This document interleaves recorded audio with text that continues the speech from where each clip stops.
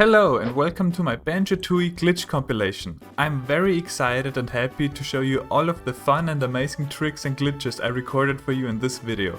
Banjo-Tooie is my favorite game of all time, so this is very special to me. Let's start small with a neat little time save for speedruns.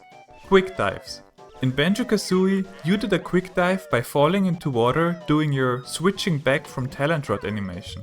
To speedrunners, this is huge. In Banjo-Tooie, this was removed. You can still quick dive by falling into water doing your switching to talent rod animation though. It might not be big to us, but speedrunners love it.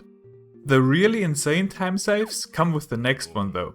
Moving on to clockwork shots. Let's just stay in this room in Glitter Gulch Mine where instead of doing all of the swimming in Jolly Roger's Lagoon, you can just shoot a clockwork.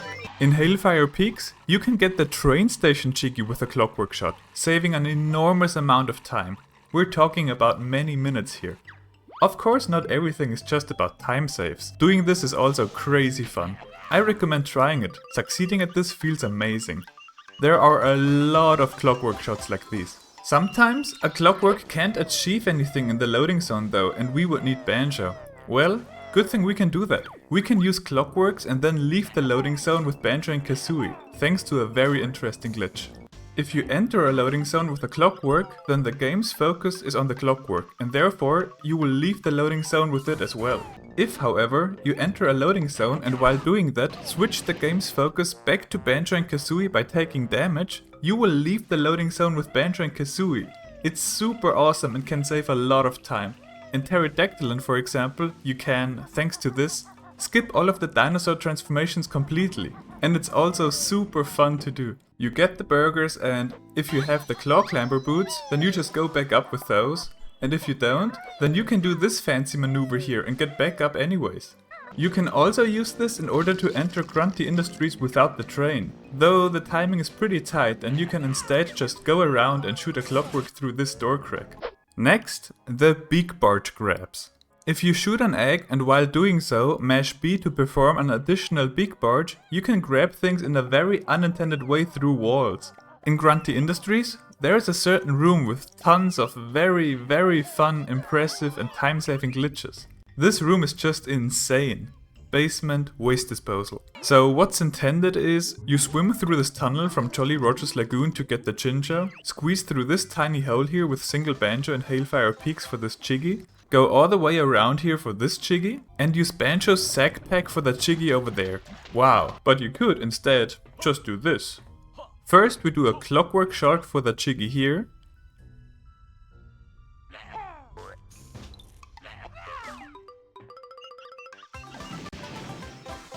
Then a Beak Barge for the Jinjo down here. Then this, which we will talk about in a few seconds. Swimming correctly makes you clip through the fence enough to grab this Jiggy.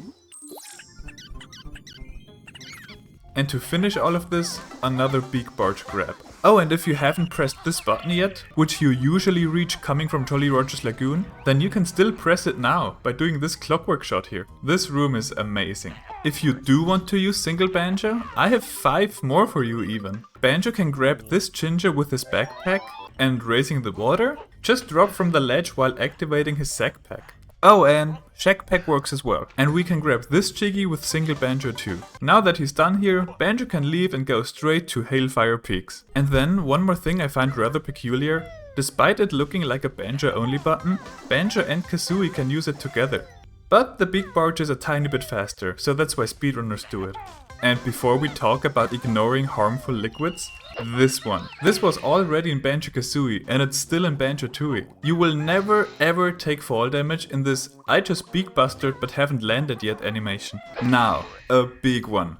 Hot water, toxic water, we can ignore all of that. And there are many different possibilities to do so. You just saw number 1. Fall into it while deactivating Wonder Wing and quickly start diving and Talon Torpedo. 2. Clockwork and loading zone. You run into the hot water far enough, but not too far or it'll burn you. You poop a clockwork. If Banjo starts swimming here already, perfect. If not, it could still work though, and run to the ice side. Explode here, and when the focus shifts back to Banjo, He can swim and dive around as he pleases. Intended would be Banjo's Shack Pack, but nah. Number 3. Sliding Unfocused Banjo. If you walk up a slippery hill and poop a clockwork shortly before Banjo would start sliding, then he will slide invincibly until the focus goes back to him. This is not only possible here. I thought of interesting places to try this and did so over here and in Cloud Cuckoo Land. Pretty fun to watch him just leave like that. Number 4. A very precise flying maneuver. You beak bomb towards a ledge, aiming slightly above it and in the right moment abruptly move down. With this method, we're not even in the swimming state and can instead walk and jump and so on underwater, which is super fun. Number 5. With a very precise Kazooie leg spring, you can grab the Jinjo too. But wow, is it difficult. I find this one harder than the previous one. The water in Spiral Mountain might not be harmful, but if you swim down this waterfall here, then you can run underwater as well. This doesn't really have a deeper purpose, but it's fun. Levitation. There are multiple different levitation glitches in Banjo-Tooie. Let's first look at Kazooie. If Kazooie stands below a body of water, then after entering and coming back from a loading zone with a clockwork, will get you this. Great to skip this tricky springy shoes section here. And no, Kazooie is not the only one who can do this. Banjo, with his Sack Pack ability, has this levitation glitch here, which can bring him up to the Swarp alone too. And then there's the Detonator Levitation, which can get you this jiggy early, without having to come back for the springy shoes later in the game. And with that, this compilation video is over. I hope you liked it. If you did, then there's a like button for you, and consider subscribing. Bye!